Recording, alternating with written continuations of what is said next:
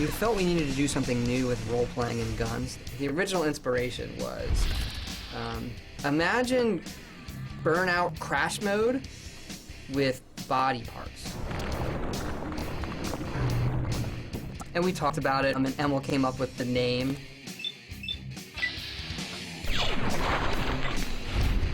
The acronym is sort of an homage to the FEV VATS in Fallout 1. It's, you know, where the super mutants got created from. We were sort of looking for an homage, and that's just sort of fit the Vault-Tec assisted targeting system. Sure, I could shoot a guy in the legs and run a gun, but in VATS, you have a certain amount of action points. So it allows you to actually make a measured, precise shot on the legs, cripple him, so he'll move slower, take out the arms, he'll be less accurate with the gun. The head has a higher chance of critical, so it might blow up, but it's hard to hit. So really taking all the stuff from Fallout 1 and 2 and sort of trying to bring that into a new next-gen type of game. That was one of our goals initially, was we didn't want it to just be a shooter. That the kind of stuff we do, we want to try something that attaches you to your character, that lets you have your character on the screen do something you, the player, can't do. That your character can go in and advance, blow the leg off one guy, the head off another, and the arm off another in some Equilibrium style, pop, pop, pop, that you, unless you were like Call of Duty Ninja Master, you could never do as a player. It's like we want you to feel super powerful in those moments because your character in the world is super powerful, even though you were born with an extra big left thumb or something.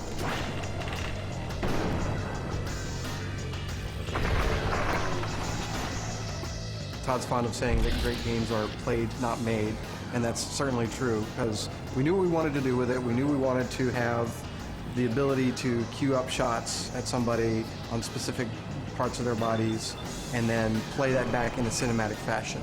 And that's what we knew that we wanted to do. We had talked originally about, you know, let's not have it pause the screen. Let's have it, you know, be a sort of slow motion thing. And I was like, how many times have you been playing like a first-person game and been startled by something and just want to break and just want to be able to stop and assess the situation tactically, and pausing the game and allowing you to target the body parts allows you to do that. So I'm really happy with the way that came out. We'll put something in with as many dials, tuning things as we can, and then we'd sit there and tune it week by week to, well, now it's more like this. And then people would say, well, how should I be using it? I don't know. Go use it, and then tell us what you think. And the one thing everybody loved were the playbacks, you know, when people died in fabulous ways or showed your character doing something really cool. So we had to separate VATS really into two entities. One was the gameplay part of it, the numbers. What is my character doing when he shoots your arm? What are the numbers? How fast do I get him back? And then there was the playback, which all went to art in terms of being a cinematic joy buzzer. The thing that excites me most is the combat and the violence content, especially. It is a fantastic amount of fun to get a shotgun and blow a mutant's head off in slow motion and watch the eyeballs go flying all over the screen. The mandate was to push it really far over the top. We didn't want it to be realistically disturbing.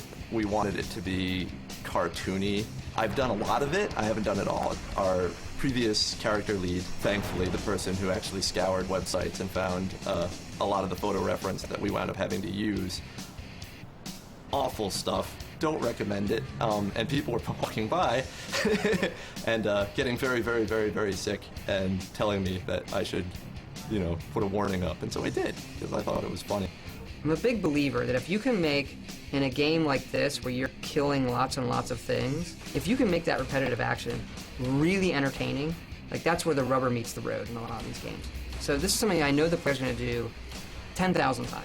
Make that as entertaining as you can, and the rest of it is pretty much gravy. So we spent a lot of time just on that moment. How does it sound? What is the physics like? What's the camera like?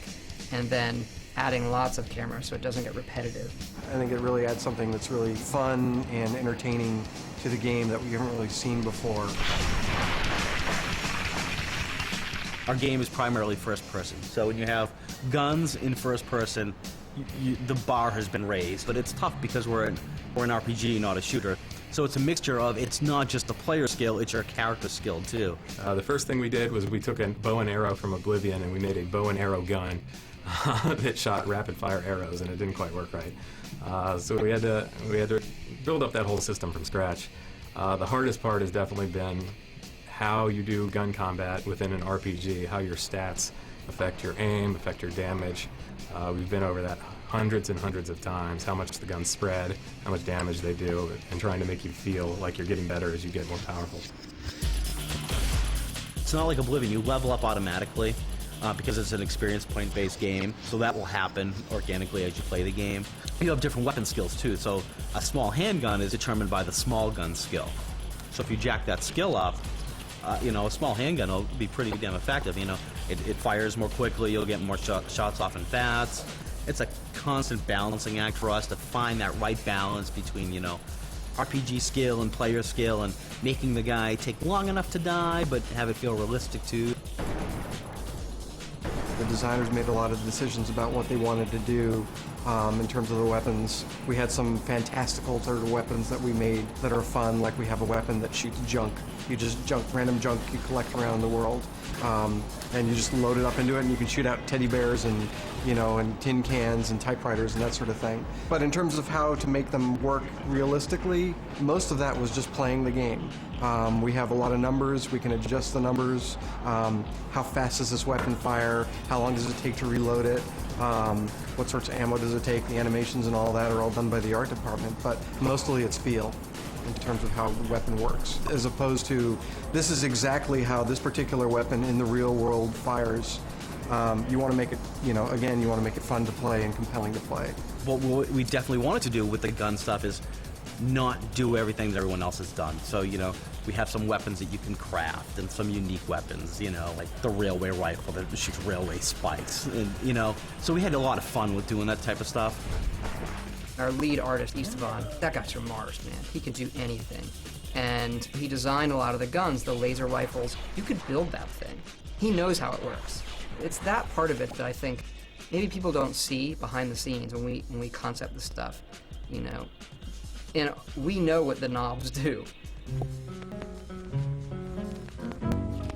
In the original games, there's actually Pip-Boy, who is the mascot of the device. So the device is Pip-Boy, and there's also a little Pip-Boy guy.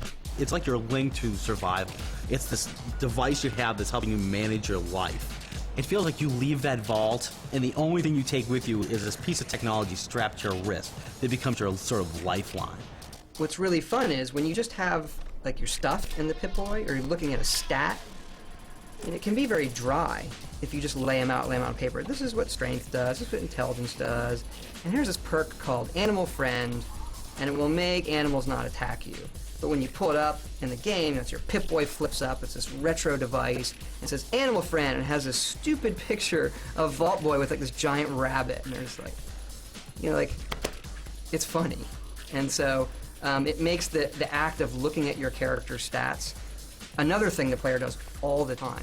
They kill things all the time, and they look at their stats all the time. So you make both those things entertaining. We spent forever on the Pip-Boy. Compared to the previous projects that I've done here, which was the Elder Scrolls series, where everything is medieval fantasy and magic and swords and sorcery and things like that. Fallout 3, everything is rusty and metal and broken. So from a sound perspective, it's a lot more fun because there's a lot of Foley work that I can do that I couldn't do before, including machinery.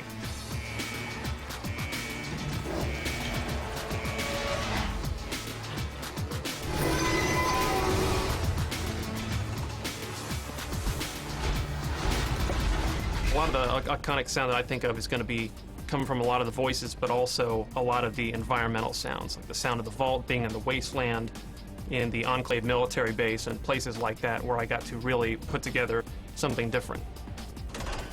The vault is very, very sterile. It's a lot of AC noise. It's the sound of being in an office like this, maybe. Everything's very clean, controlled, and sterile. A lot of the voice, I think, in particular the robots. And that has more to do with the writers than anybody else, because they put a lot of work into making each robot very unique. There's the clearly military guy, but it's got a humorous side to it. And we've got the Mr. Handy robot, who is British butler inspired, but not so much C-3PO as he is Basil Fawlty from Fawlty Towers. Allow me to introduce myself. I am Godfrey, your personal robotic